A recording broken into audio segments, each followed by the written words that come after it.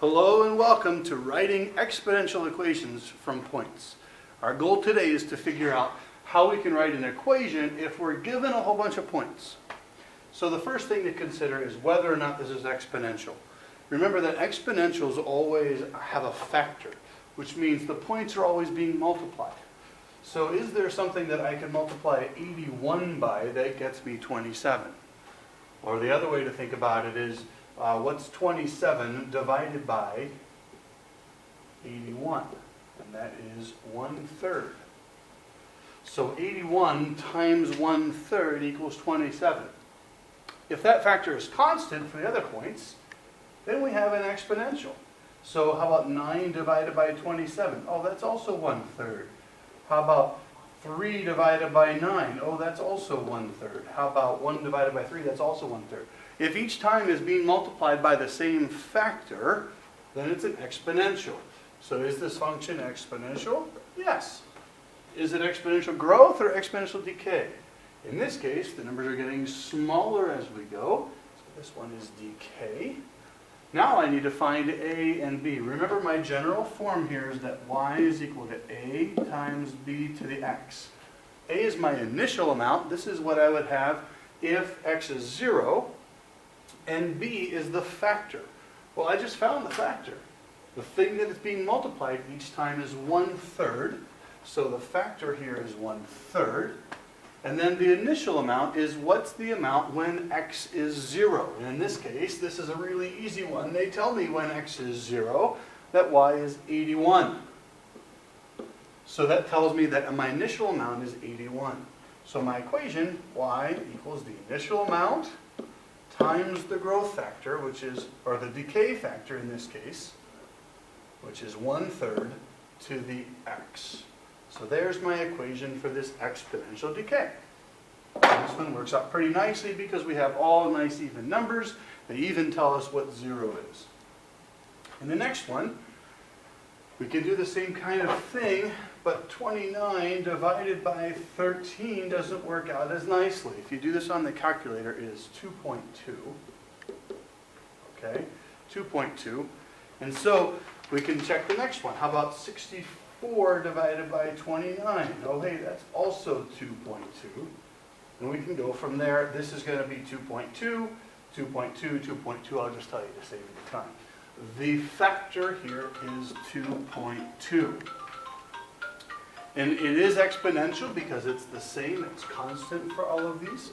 So this is yes. Is it growth or decay? In this case, we're getting bigger and bigger and bigger. We're multiplying it by 2.2 every time. So this one is growth. Okay, so what I really need to find now is A. I need the initial amount. Well, you think about it, we don't have 0 on here, but each time this number is being multiplied by 2.2. So we can kind of work backwards and say, well, what if we went to 0? Well, then this number would be divided by 2.2. If I take 13 divided by 2.2, that gives me whatever this amount would be whenever x is 0.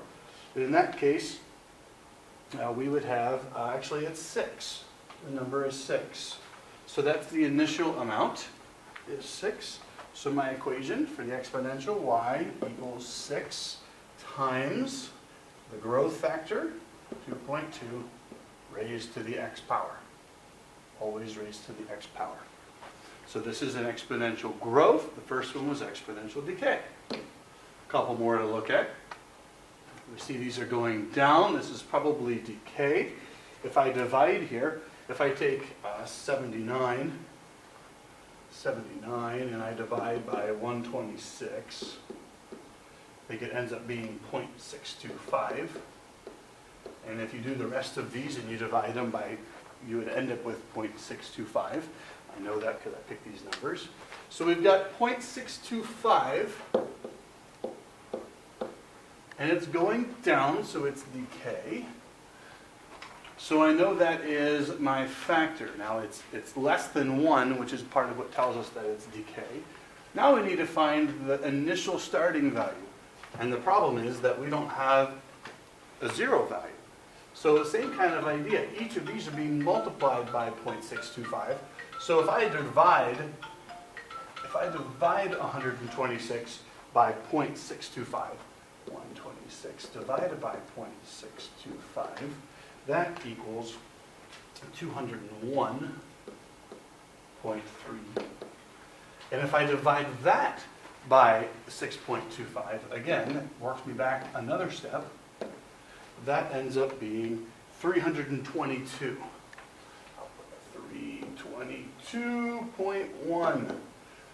So my initial value here, if we were to walk this back to 0, we'd have 322.1.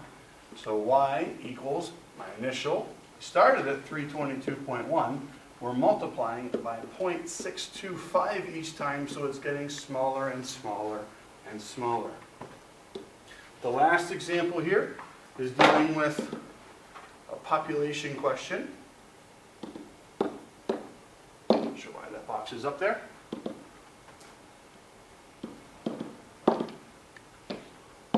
Okay. So here we have, let 0 represent the year in 1970. So this is if we were to go back and back and back to 1970. Oh, geez. To 1971, and then again to 1970. That would be like year 0. Okay? So let's look at our factor here. 519 divided by 322. For that I got 1.612. So that is the factor. If I do this again, what's 322 divided by 200? I should get the same thing, 1.612. But if I take this back again, what's 200 this time divided by 1.612? What if I divide it by the scale factor? That would take me back to 124.07. And if I take that number and divide it by the scale factor, that would take me back to my initial amount, which is 76.97. So now I have my scale factor, which we figured out was 1.612. Its growth is bigger than 1. The rate, we would say, is actually just 0.612% increase. And the initial value, when we went back, we got 76.97. So my equation is y equals 76.97 times 1.612 to the x.